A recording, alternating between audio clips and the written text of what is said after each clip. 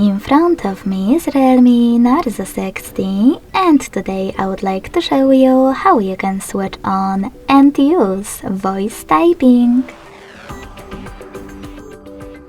Begin by accessing your device's keyboard and tapping on the microphone icon at the top right corner of it.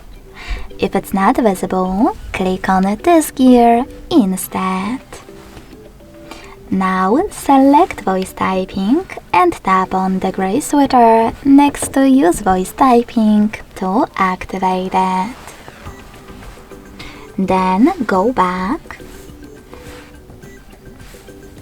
and click on no visible microphone.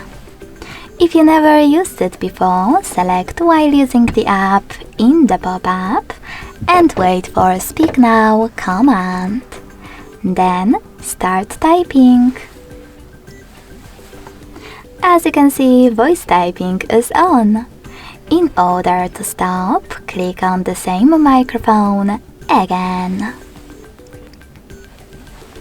Thanks so much for watching. If you enjoyed this video, don't forget to leave a like, comment and subscribe.